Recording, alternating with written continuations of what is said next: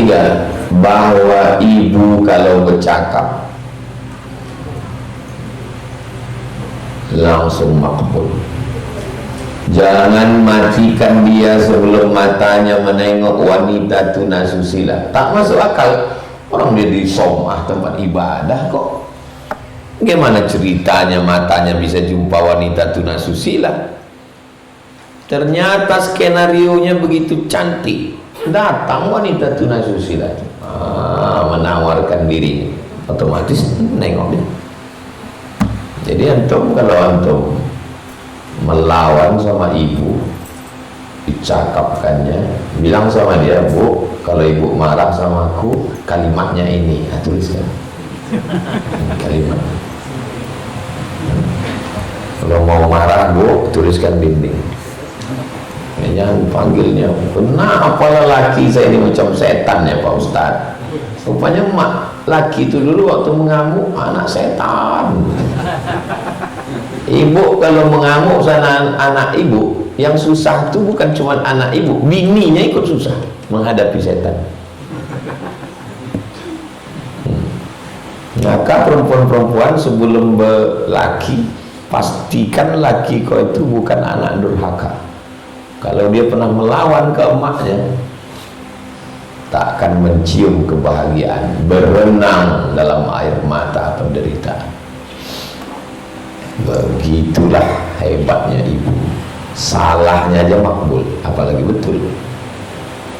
Apalagi pelajaran dari hadis ini, bahwa wali-wali Allah itu bukan berarti rumahnya tidak bisa dihancurkan, badannya tidak bisa disentuh. Rumahnya dihancurkan, badannya dipukul, tapi di akhir-akhir ujung baru nampak kewalian.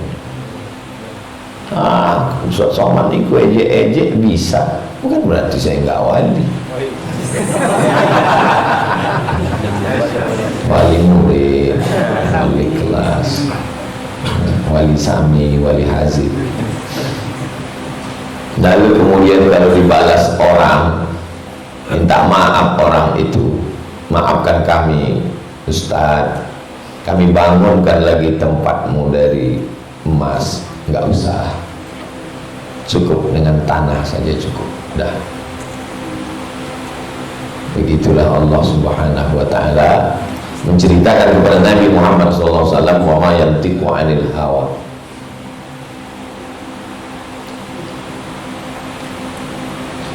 La a'iduha min tin. Tak ada yang sulit bagi Allah. Innama amruhu idza arada syai'an ayaqula lahu kun fayakun. Baru pindah ke cerita berikutnya. Yang cerita tadi sudah putus. Pindah cerita berikutnya tentang orang yang nampak zahirnya bagus sampai kita ingin macam dia, ternyata tak bagus, jabbar. Yang nampaknya jahat tapi ternyata baik. Tak bisa kita mengenal orang hanya sekedar, itulah perlunya tabayyun, penjelasan. Jangan mudah cepat terpukau dengan penampilan. Muttafaqun alaih. Hadis ini ada dalam Sahih Al-Bukhari dan ada dalam Sahih Muslim. Penjelasan kata-kata sulit. Wal mumisat. Mumisat bi dhammil mim. Mimnya pakai dhammah. Mu. Wa iskanil waw. Wawnya sukun. Mu. Mu. Wa kasril mim. Mim yang kedua baris bawah. Mumi. Asin muhmalah, sinnya tak bertitik. Kalau mu'jamah fin, kalau muhmalah sin. Siapa itu mumisat? Wahunna zawani. Mereka adalah perempuan pezina. Bentuk tunggalnya mumisah. Mumisah azaniyah. Jangan kasih nama anak mumisah. Siapa namanya? Mumisah. Panggilan mumi, artinya zania, pezina. Naudzubillah. Wa qauluhu, Dabbatin farihah, dabbatin tunggangan, farihah bil fa, bukan bil qaf, bukan qarihah, farihah. Ai artinya haziqah, haziqah yang cerdas. Ada binatang tunggangan itu yang cerdas, ya. Sikit aja ditarik ke kiri dia, karena sedikit tarik berhenti. Tapi kalau yang tak cerdas, bisa tunggang langgang. Nafisah, Nafisah berharga. Siapa namanya? Nafisah, laki-laki Nafis. Bagus, antum punya anak kasih Nafis, berharga. Wasyarah, syarah bil shin, mu'jamah. Kalau muhmalah sin. Wa takhfifir ra, ra-nya tidak baris tasdid. Kalau tasdid syarah, ini syarah. Ra ringan, syarah bukan syar.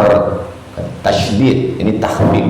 Wahyal jamal, jamal cantik, jamal onta pakai alif, jamal. Az-zahir kecantikan yang zahir, yang nampak. Fil hay'ah dalam bentuk tampilan, fil hay'ah dalam bentuk tampilan, kepala, badan, otot. Wal malbas pakaian. Ada orang tampilannya bagus, pakaiannya compang-camping. Ada orang pakaian bagus, body hancur. Nah, kalau ini tidak, fil jamal az-zahir fil hay'ah wal malbas, bentuk fisiknya mantap, malbas pakaiannya pun bagus. Wa ma'na taraja'a al-haditha artinya haddatsatis sabiyya wa haddatsaha. Ini bercerita ke sini, ini bercerita ke sini. Taraja'a al-haditha, ini bercerita kemari. Haddatsatis sabiyya, ibu ni bercerita ke anaknya. Wa haddatsaha, dan anak ni pun bercerita ke ibunya. Itu arti taraja'a al-haditha. Wallahu a'lam bissawab. Wallahu a'lam. Jadi adab ulama kalau sudah menjawab itu wallahu a'lam. Ulama dulu begitu dijawabnya dulu, habis itu wallahu a'lam. Kalau sekarang wallahu a'lam. Sebelum dijawab udah wallahu a'lam dulu. Gimana masalahnya Ustaz? Wallahu a'lam. Kenapa Ustaz tak jawab? Begitu adab ulama. Ulama mana? Ulama dulu dijawabnya dulu, baru wallahu a'lam. Kita masuk bab baru, bab mulatafatil yatim. Latafa dari kata lutfun, lembut. Latafa, mulata, ya latif, ya latif, ya latif. Wahai engkau yang maha lembut, wahai engkau yang maha lembut, wahai engkau yang maha lembut, wahai engkau yang maha lembut. Kenapa zikir kau ini sekarang ya latif, ya latif? Rencana mau ke rumah calon mertua Pak Ustaz, biar lembut hati dia menerima saya. Ya latif, ya latif. Bab mulatafatil yatim, bab bersikap lembut kepada anak yatim. Wal banat, kepada perempuan, anak perempuan. Kenapa? Karena orang kalau udah menengok anak yatim sinting aja dia. Kenapa orang kasar ke anak yatim? Karena ayahnya tak ada. Sepele orang, karena dia kecil. Dua sebab kenapa anak yatim itu disepelekan. Pertama, ayahnya tak ada. Kedua, dia kecil. Kecil pun orang kalau ada ayahnya segan. Atau dia tak ada ayahnya tapi udah besar dia, sentillah telinganya, kalau tak melayang nyawa, pindah alam langsung. Wal banat, kenapa orang sepele sama anak perempuan? Karena dia lemah. Nah, kita disuruh mulatafatil yatim wal banat wasairid dha'afah, sairi semua, dha'afah orang-orang lemah, ibu hamil, ibu menyusukan anak, orang tua renta, orang sakit, orang cacat. wal masakin, dan orang-orang miskin, wal munkasirin, dari kata kasr, pecah, orang-orang yang pecah, orang-orang yang kekurangan secara fisik dan materi. Bukan hanya sekedar bersikap lembut, wal ihsan, berbuat baik kepada mereka, membagi makanan, pakaian, ihsan ilaihim, kepada mereka, wasyafaqati alaihim, bersikap syafaqah, menolong, membantu, care, peduli, perhatian, watawadu, rendah hati bersama mereka, wa khafdil jinah, burung, bagaimana burung menjaga anaknya, khafdil jinah, sayapnya diginikan. Kalau datang hujan lebat, beginikan sayapnya. Kalau datang musuh burung elang mau makan telur, beginikan. Wa khafdil jinah, artinya bersikap rendah, mengayomi, melindungi, menaungi lahu mereka. Tengoklah lembutnya ajaran Islam. Hebat pilihan Imam Nawawi terhadap judulnya. Firman Allah, dalilnya, waqfid janahaka, turunkan sayapmu. Apa maksud turunkan sayapmu? Tawadhu, bersikap tawadhu dan bersikap lembut. Turunkan sayapmu, bersikap tawadhu dan lembut. Lil mu'minin, turunkan sayapmu kepada orang mukmin, maksudnya bersikap lembut dan tawadhulah engkau kepada orang mukmin. Al-Hijr 88. Wasbir nafsaka, tahan dirimu, tahan, jangan mencaci maki, jangan mengamuk, tahan kepada siapa? Ma'alladzina yad'una rabbahum, kepada orang-orang yang berdoa kepada Allah, bil ghadati, pagi, wal ansyi, petang, pagi petang berdoa. Nah, sama orang-orang begini ini, maka tahan dirimu, jangan kau hamun, jangan kau amuk, nanti sikit aja dicakapnya, langsung kau kena penyempitan pembuluh otak. Yuriduna wajhah, mereka berdoa kepada orang pagi petang, yuriduna wajhah, tak ada ingin yang lain, hanya ingin wajhah. Di situ jangan diartikan wajah Tuhan. Lalu wajah di situ jangan diartikan wajah, serahkan aja sama Allah. Namanya tafwid. Apa namanya? Tafwid. Tafwid artinya serahkan pada Allah. Ustaz, apa arti ayat Al-Kahfi ayat 28? Mereka menginginkan wajah Allah. Wallahu a'lam. Ini mazhab salaf. Mazhab yang kedua, takwil.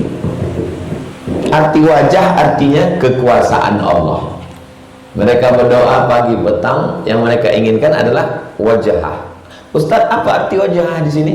Kekuasaan Allah. Siapa yang mentakwil? Imam Bukhari. Imam Bukhari ada mentakwil? Ada. Tengok di Sahih Bukhari. Kullu syai'in halikun illa wajhah. Segala sesuatu ini binasa kecuali wajah Allah. Apa kata Imam Bukhari? Illa mulkah, bukan wajah tapi mulkah. Mulkah artinya kekuasaan. Semua kekuasaan hancur kecuali kekuasaan Allah.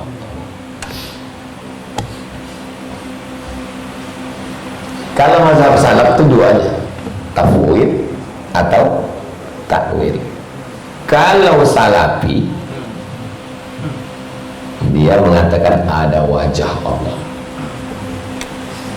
Semana wajahnya Ustaz? Dia punya wajah, tapi wajahnya tak sama macam wajah kita. Nah, itu salafi. Jelas? Kalau salaf, tafwid, serahkan sama Allah, atau takwil. Kalau Wahabi, Tuhan punya wajah. Bi aidina, yadullah fawqa aidihim, Tuhan punya tangan. Yauma yukshafu an saqin, Tuhan punya betis. Rahman alal arsy istawa, Tuhan duduk di atas arsy. Jalasa wastaqarra. Itu perbedaannya. Sedangkan kita Ahlus Sunnah wal Jamaah tak boleh menyerupakan Allah dengan makhluk. Dalilnya 2 ayat. Walam yakul lahu kufuwan ahad. Ayat yang lain, laisa kamitslihi wa huwas samiul basir. Makanya ulama-ulama dulu tak mau membahas wajah, wallahu a'lam bishawab. Tangan, wallahu a'lam bishawab. Ustaz, kenapa Ustaz takwil? Saya pengikut salaf juga. Karena Imam Malik mengatakan Allah turun, bukan zatnya turun dari langit kemari. Turun maknanya nazala amruhu, perkaranya turun, rahmatnya turun. Imam Malik mentakwil, Imam Bukhari mentakwil. Jadi takwil dan tafwid adalah mazhab salaf. Yang tak ada itu menyerupakan Allah dengan makhluk, itu yang tak ada. Mujassimah, jisim, fisik, jisim, wajah, tangan, kaki, itu jisim. Menjisimkan Tuhan tak boleh. Orang yang menjisimkan Tuhan namanya mujassimah. Musyabbihah, syabah sama. Musyabbihah, menyamakan Tuhan dengan makhluk. Nauzubillah.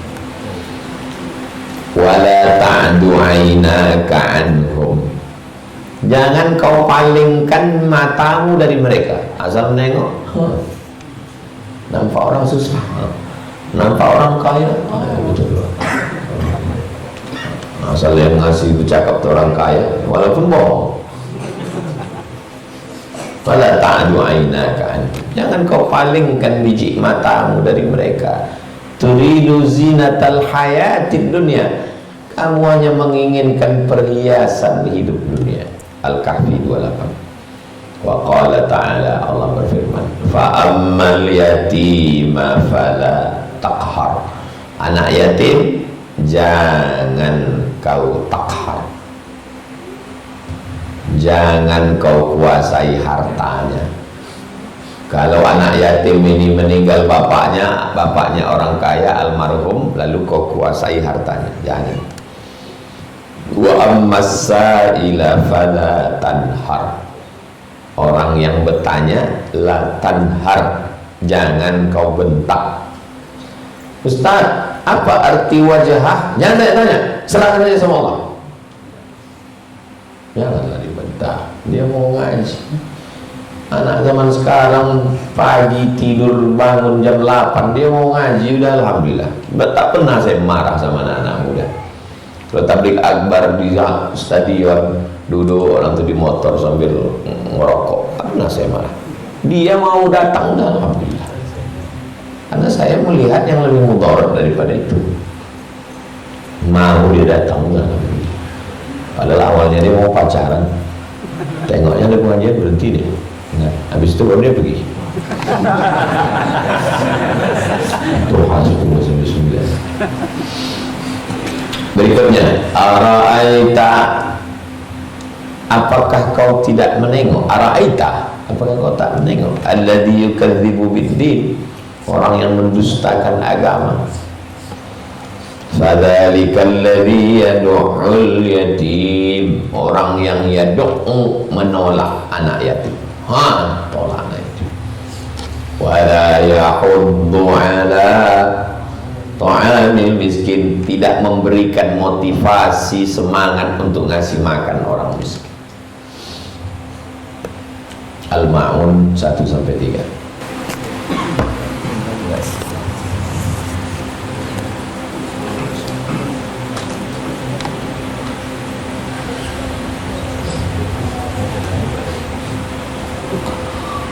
La yamutu fiha wa la yahya, tidak mati, tidak pula hidup. Kita ini pernah tak mati? Tak pernah kita mati, kita hidup terus. Di alam roh hidup. Mana dalilnya di alam roh itu hidup? Wa idh akhadha rabbuka min bani adama min zuhurihim dzurriyyatahum wa asyhadahum ala anfusihim. Ingatlah ketika Allah mengambil perjanjian dari seluruh manusia ketika di alam ruh. Apa kata Allah? Alastu bi rabbikum, bukankah aku ni Tuhan kamu? Semua ruh menjawab, bala syahidna, kami bersaksi engkaulah Tuhan kami. Hidup. Kita di alam ruh itu hidup, tak mati. Dah, habis dari alam ruh masuk ke alam rahim. Apakah kita di alam rahim itu hidup? Hidup. Mana dalilnya bahwa kita di alam rahim itu hidup? Hal ata 'alal insani hinun minad dahri lam yakun syai'an madhkura. Inna khalaqnal insana min nutfatin amsyajin nabtalihi faja'alnahu sami'an basira. Di alam rahim hidup, di alam dunia ini hidup. Habis itu pindah ke alam kubur. Apakah di alam kubur itu kita hidup? Hidup. Mana dalilnya di alam kubur itu hidup? Hadis tentang jenazah mendengar suara selop orang terakhir yang pulang. Coba biker subuhan buat geladi mati, gali tanah, tak usah terlalu dalam, agak-agak setengah meter, masuk ke dalam, terus pulang, kedengaran suara selop orang yang ngantar terakhir.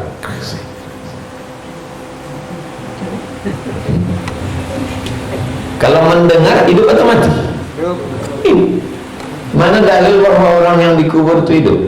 Assalamualaikum ya ahla diyar. Setiap saya lewat, kalau 10 kali saya bolak-balik, berarti 20 kali saya baca itu di depan kubur. Assalamualaikum ya ahla diyar minal mu'minin wa inna insyaallah bikum lahiqun yarhamullahu mustaqdimin wal mustakhirin nas'alullah lana wa lakumul afiyah. Mak saya 18 Maret 2019 sampai sekarang dia masih menengok saya. Dia menengok saya sekarang, anakku sedang mengajar Riyadhus Shalihin di Jalan Kamboja. Mana dalilnya? Buka tafsir Ibnu Katsir. Wa qul i'malu fasayarallahu 'amalakum wa rasuluhu wal mu'minun. Beramallah kamu, amal kamu ditengok Allah, Nabi Muhammad dan orang beriman. Orang beriman di situ kata Imam Ibnu Katsir, orang meninggal. Orang meninggal mereka. Bayangkan mak kalian meninggal, terus pacar kalian datang ngajak nonton, senangkan hatimu bang, ditonton sama mak kalian, mak hancur kalian anak kalian.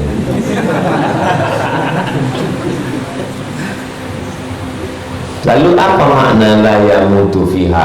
Habis alam barzah, alam akhirat kita hidup, kita tak pernah mati. Makanya bagi orang yang paham tentang hakikat hidup, bagi dia kematian itu hanya pindah tempat, tak pernah mati, hanya sekedar pindah tempat. Tak bisa berkomunikasi, tapi bagi sebagian orang bisa berkomunikasi. Ngada-ngada aja Ustaz, masa iya bisa berkomunikasi?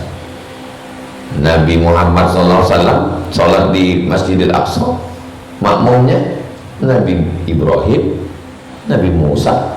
Bukan cuma komunikasi, sembahyang berjamaah pun bisa. Kalau tak percaya, ingkarilah hadis itu, hadis tentang Isra Mi'raj itu, hadis sahih itu. Tambatkannya buraknya, masuk dia ke Masjidil Aqsa, dia imam. Assalatu wassalamu alaika ya man asra bik abdikal muhaiminu laila. Terus di ujung tuh wa antal imam, engkau imamnya. Makmumnya siapa? Nabi-nabi, bukan sekedar ngobrol. Tapi jangan ada saya tonton di YouTube tuh, saya tadi waktu sholat nabi sahabat di belakang saya. Kau perlu bohongan lagi tuh kali. Kalau bohong aja lah, tapi parah-parah kali. Nabi sahabat di belakang dia semua. Apa ini? Lalu apa makna la yamutu fiha wa la yahya? Hidup, tapi hidupnya itu sengsara.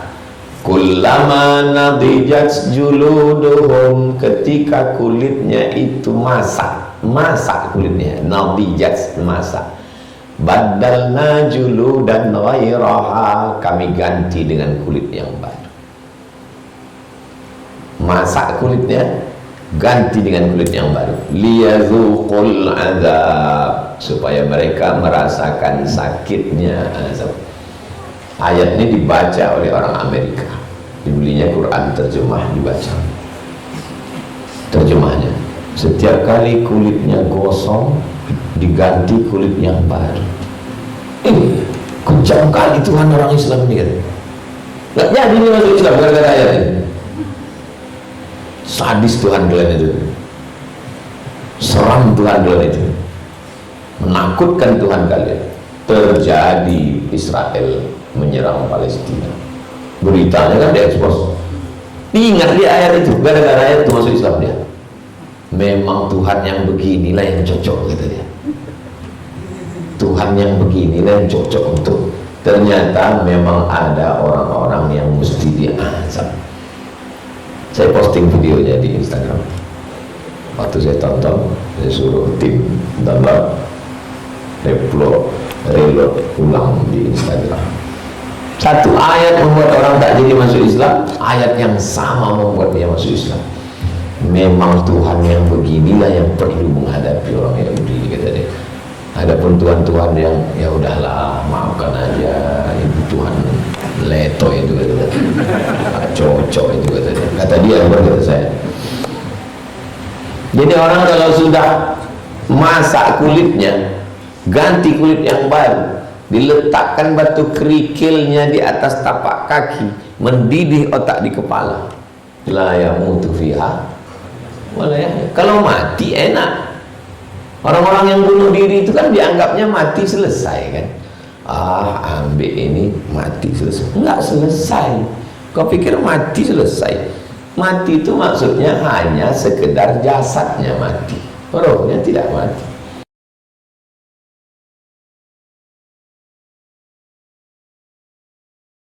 Maka dia di neraka jahanam menghunjamkan api neraka terus.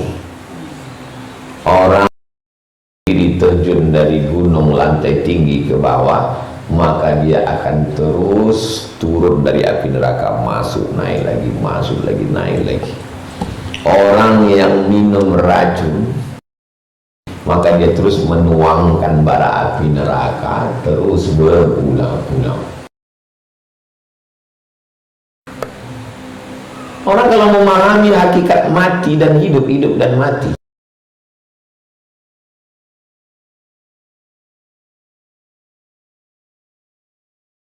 pindah dari masalah kecil ke masalah besar. Saya Pak Ustaz kusuk sama bapak itu, hilang rasa sakit kepala saya. Sebetulnya bukan hilang, kusuknya itu lebih sakit, sehingga hilang sakit kepalanya. Dipijitnya udah dulu, aduh, gitu. Sakit yang ini masih ada, cuman karena ini lebih sakit, hilang ini. Pernah saya dulu dipegangnya aja sedikit sini, waktu masih sanawiyah di Medan SMP. Datanglah bapak, pegang ujung kaki. Kata orang memang hebat tukang kusuk, hilang. Saya orangnya dari dulu berpikir cerdas. Dia tidak hebat, cuman kenal waktu kecil nggak berani kita mengujar dia kan. Semua orang yang situ bilang hebat, hebat kali, aku hilang semua. Apa yang hilang? Oh ini dipijitnya dia. Oh, cuma dipijit, hilang lah. Hilang penderitaan hidup. Iyalah, penderitaan hidup orang di neraka jahanam. Bukan hilang. Kalau mati enak, kita ini tidak pernah mati. Kita ini hidup terus.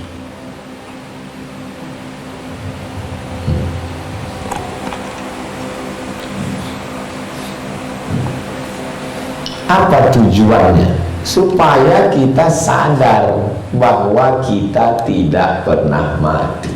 Bayangan kita kan macam ayam.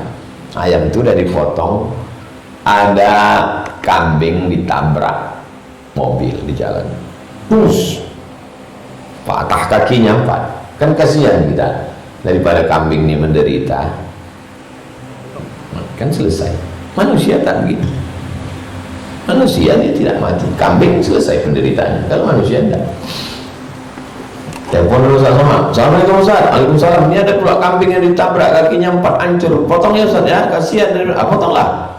Sudah potongnya baru ingat kambing siapa.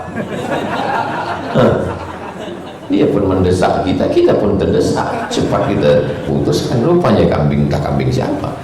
Mana bisa. Kadang banyak jamaah menjebak Ustaz. Bagaimana pendapat Ustadz terhadap aksi boykot, di mana sekarang ini sudah banyak restoran Amerika yang tutup, PHK karyawannya. Jadi sekarang ada sikap menyalahkan aksi boykot. Yang menyalahkan aksi boykot ini namanya Yahudi PC. Dia ini anak buah Netanyahu dan Ariel Sharon, Yahudi. Jadi kalau tutup rumah makan Yahudi, tutup restoran Yahudi, orang Islam bukalah rumah makan. Buka rumah makan. KFC, Kijang Mati Fried Chicken. Buka. Karyawan yang di PHK di sini terima kasih. Lupa saya kotanya di mana. Ustaz Samad, dia tengok itu Ustaz, itu tutup. Sekarang buka yang baru nih punya kita umat Islam. Yang karyawan-karyawan yang di PHK di sini Pak Ustadz, itu pindahnya ke sini. Begitu. Nah datang Yahudi ini disebut semparkan jalan melalui medsos bahwa aksi boykot ini. Macam mana cara melawan ini? Cara melawan medsos dengan medsos juga.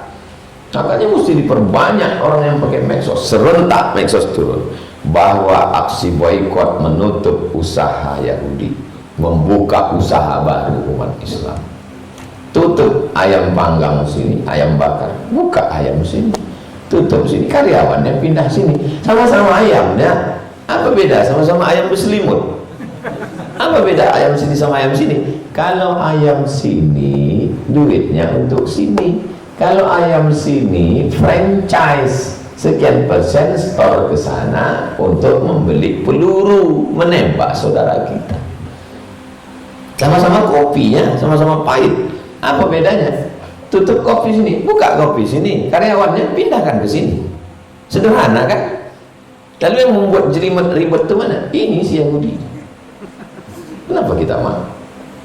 Kita umat Islam ramai, serentak medsos bahwa boykot terus berlanjut, rumah makan yang tutup, buka rumah makan baru. Mereka nyewa ruko, tutup dia, ruko itu juga sewa balik, buka usaha kita. Berapa banyak orang-orang kaya? Mana orang-orang kaya kita? Jadi simple saja sebenarnya. Bangkit usaha umat Islam. Bagaimana cara beribadah tapi lingkungan di rumah pertemanannya jelek? Ada orang pernah mengaku ke saya, dia kalau mau sholat dikuncinya pintu kamar, pasangnya kunci itu 3, baru dia sholat. Kenapa? Karena emak ayahnya tak Islam, dia Islam diam-diam. Tolong doakan saya Pak Ustadz, nanti kalau saya sudah punya duit, mampu. Saya sekarang belum mampu, masih kuliah. Kalau aku akui aku Islam, nanti aku putus ini biaya. Ini baru jelek. Bagaimana cara beribadah tapi lingkungan di rumah dan pertemanan jelek? La ilaha illallah. Bayangkan itu. Sanggup dia beribadah, mengunci 3, cepat-cepat sholat, takut dipanggil, takut digedor. Kalau di rumah tak berjilbab, perempuan. Kalau di luar diam-diam buka, baru pakai jilbab. Ada lagi mengirim ke saya, diambil anduk kecil tuh, ini toilet, ini WC, dibentang anduk kecil tuh di sini, sholat di dalam toilet tuh secepat-cepatnya, tuk tuk tuk tuk tuk tuk, karena supervisor pengawas tak boleh dia sholat dua, zuhur dengan asar. Time is money, waktu adalah uang. 5 menit sholat, 5 menit asar, 10 menit rugi perusahaan, nggak boleh sholat. Tetap dia sholat. Ada lagi yang mengadu, oh banyak mengadu. Habis nyuci babi, cemana saya mau sholat Pak Ustaz? Saya bilang kau ambil botol, masukkan air tanah, guncang.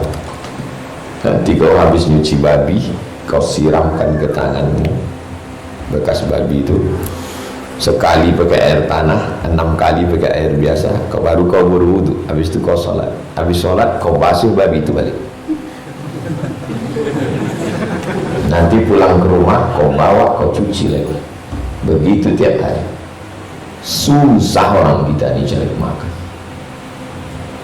Kan senang jadi orang Indonesia, susah cari makan. Tapi memang yang paling hebat semangat hidupnya orang Indonesia. Walaupun susah cari makan, tapi semangat keluar belajar, semangat belajarnya. Mahasiswa Malaysia dari Kuala Lumpur ke Kairo diberangkatkan oleh kerajaan. Sampai di Kairo, tinggi-tinggi gedungnya. Itu gedung punya Selangor, itu gedung punya Kelantan, itu gedung punya Johor.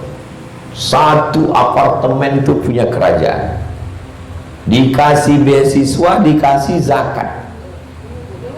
Pulang nanti ke negara, diangkat menjadi guru, penyuluh, imam, digaji oleh negara.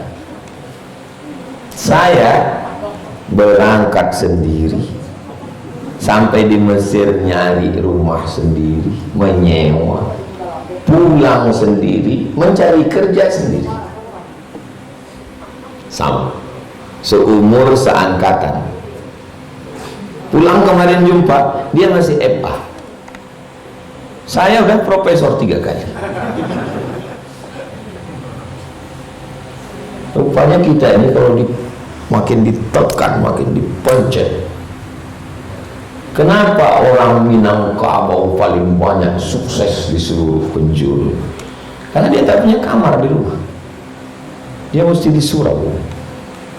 Maka dia akan terbang sejauh mata memandang. Kemana saja saya pergi, dari Pekanbaru ke Jakarta, dari Jakarta ke Makassar, dari Makassar ke Sorong, sampai di Sorong buka pintu kaca, ambil sampai kumbuh ya.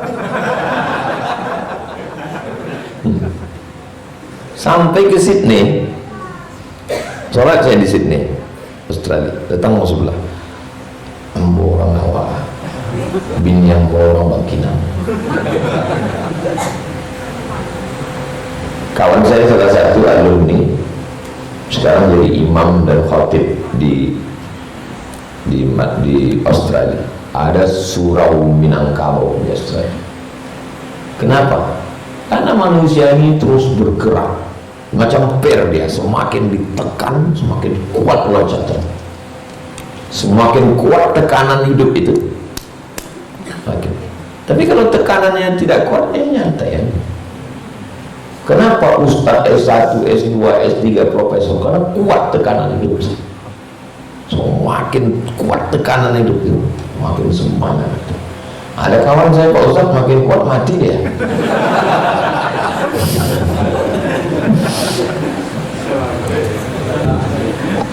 Jadi antum kalaulah hanya baru sekedar lingkungan di rumah, pertemanan jelek Pak Ustadz, la ilaha illallah, belum ada apa-apanya. Seperti pelaku zina, narkoba, ada juga tidak sholat, upil-upil aja, biasa aja. Justru makin antum istiqomah serius sholat, itu nilainya lebih tinggi. Ayah saya Islam, mak saya Islam, saya sekolah di pondok, ke Mesir, pulang berdakwah, Riau mayoritas Islam. Nilai saya di hadapan Allah biasa aja. Beda dengan Ustadz Nababan, beda dengan Ustadz Felix, beda dengan Ustadz Yahya Waloni, beda dengan Ustadz siapa lagi. Mereka lahir tak Islam, mencari Islam, masuk Islam, diusir dari keluarga, dimusuhi. Itu nilainya luar biasa. Bagaimana cara untuk mengatasinya Pak Ustaz? Mengatasi apa lagi?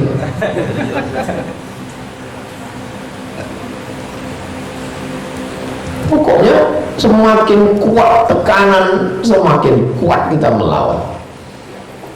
Semakin banyak perbuatan maksiat. Udah saya kasih contoh tadi, paham kan? Paham itu. Apakah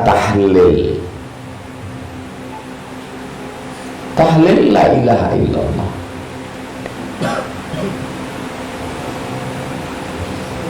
karena ada saya dengar salah satu ustadz mengatakan demikian. Apakah tahlil itu bid'ah menurut Imam Syafi'i dan Imam An-Nawawi? Karena ada saya dengar salah satu ustadz mengatakan tahlil itu isinya 5. Pertama, membaca Quran. Yang kedua, zikir la ilaha illallah. Yang ketiga, silaturahim. Yang keempat, nasihat. Yang kelima, doa. Apakah 5 ini sampai kepada orang mati? Yang pertama, baca Quran. Apakah baca Quran itu sampai kepada orang mati? Dalam Riyadhus Shalihin, Imam Nawawi meriwayatkan dari Imam Syafi'i. Kata Imam Syafi'i, wa in khatimul Qur'ana, kalau dikhatamkan sekhatam Quran, kullahu, semuanya, kana hasanan, bagus. Menghatamkan Quran 30 juz, bagus. Tak sanggup 30 juz, itulah maka baca Yasin, karena Yasin hatinya Al-Quran. Tak sanggup baca Yasin, itulah tahlil pendek, Qul huwallah 3 kali, Al-Falaq sekali, An-Nas sekali, Al-Fatihah sekali. Habis itu keluarlah mihun tipis kecil. Dah, Al-Quran sampai. Sekarang tahlil. Apakah tahlil itu sampai pada orang mati? Nabi membelah pelepah korma, dicucukkannya ke sini, cucukkannya ke sini. Kenapa kau cucukkan ya Rasulullah? Ringan azab orang ini karena pelepah korma. Kenapa pelepah korma bisa meringankan azab? Pelepah korma bertasbih. Tasbih pelepah korma sampai pada orang meninggal. Apa kata Imam Nawawi? Kalau tasbih pelepah korma sampai, maka bacaan Quran dan tahlil orang beriman lebih sampai. Karena manusia lebih mulia daripada pelepah korma. Tidak, bacaan Quran sampai, tahlil sampai. Yang ketiga, silaturahim. Man ahabba yusatalahu fi rizqihi, siapa yang mau lapang rezekinya, wa yusa'alahu fi asarihi, mau panjang umurnya, falyasil rahimah, maka hendaklah dia menyambung tali silaturahim. 4. Kedatangan kami Bapak Ibu malam ini adalah sebagai setawar sedingin. Air ini beracun, macam mana supaya ini ditawari dulu? Udah tawar, udah marah, cuma ada setawar. Sedingin artinya panas berapi, didoakan dingin. Itu makna ucapan orang Melayu setawar sedingin. Sabar, watawasau bil haq, watawasau bis doa. Allahumma ighfir lahu warhamhu wa'afihi wa'fu anhu. Kelima-limanya sampai. Kalau 6 plus makanan, apakah sedekah untuk orang mati itu sampai? Sampai. Kalau masuk kita ke kampung-kampung, saya dari sini masuk arah Lipat Kain, sebelah kiri masuk sawit-sawit untuk alam, mobil tinggal naik motor ke dalam masuk pohon karet. Sebelum ceramah kita tahlil dulu Pak Ustadz, hidupkan orang itu menyanyi, diambilnya mangkok, hidupkan menyanyi. Oh, saya udah lama berdoa nggak pakai menyanyi. Kenapa berdoa pakai menyan? Gak boleh berdoa pakai menyan. Habib pakai gaharu. Pas acara maulid pakai gaharu. Oh, pakai gaharu boleh, pakai menyan tak boleh. Sama lah menyan sama gaharu. Menyan itu batang kayu dipotong, keluar getahnya, itulah menyan. Damar. Kalau gaharu, kayu itu dibelah, dibelah, ada hitam di dalam. Dulu di hutan Riau ini gaharu besar-besar gaharu. Saya menengok biji mata kepala saya sendiri gaharu. Sekarang sudah gaharu cendana pula, sudah tahu bertanya pula. Gaharu tak ada, cendana tak ada, tinggal batang sawit. Habis gaharu Riau ini potong malah. Gaharu sama menyan sama, tujuannya untuk mengharumkan ruangan, parfum itu. Ustaz ada menyimpan menyan. Saya kalau pergi umroh segini beli menyan. Ya. Kita kalau di dapur goreng ikan asin kan sampai ke ruang tamu. Gimana menghilangkan baunya itu? Pakai ini, kimia, masuk ke dalam, masuk ke darah, itulah jadi kanker. Untung udah mati. Nanti saya belikan menyan. Nanti umroh ingatkan saya belikan menyan, siapkan, karena saya bakar, tutup semua jendela, hilang bau-bau itu. Di Mesir kalau pagi jam-jam 6, nah itu ada mangkoknya begini pakai tali, nah diginikan, sepanjang jalan tuh. Untuk mengharumkan pasar dari yang bau busuk supaya tak belalat. Kalau ruang tamu banyak lalat, tempat kita ini banyak lalat. Kenapa jalan Kamboja ini banyak lalat? Ada ternak ayam. Cuma lalat banyak, pas panen itu banyak lalat. Cuma menghilangkannya, oh, gaharu, menyan. Kenapa orang tak pakai gaharu? Gaharu mahal. 1 gramnya yang paling bagus, botol segini, $1.000, 15 juta. Saya ada dikasih orang, Ustaz, ini saya beli $1.000, asli minyak dari kayu gaharu. Sejak dikasihnya itu sampai sekarang nggak pernah saya pakai. Saya letak dalam lemari, karena kalau saya pakai, saya oles, datang jamaah minta. Tak sedikit Pak Ustaz, habis tuh.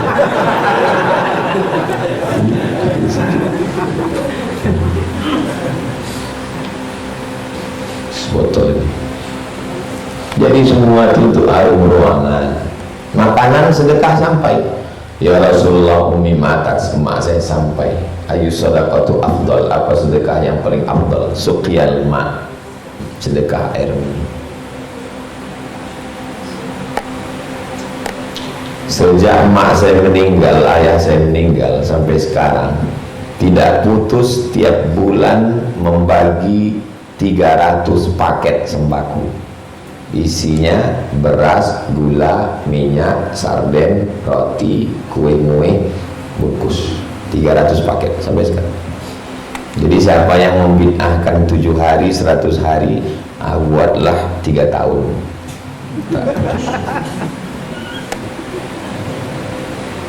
Kenapa ulama dulu membuat 7 hari? Dia memakai pendapat Imam Atta ini tabi'in, Nabi, sahabat, tabi'in. Kata Imam Atta, orang meninggal itu diuji di kuburnya 7 hari.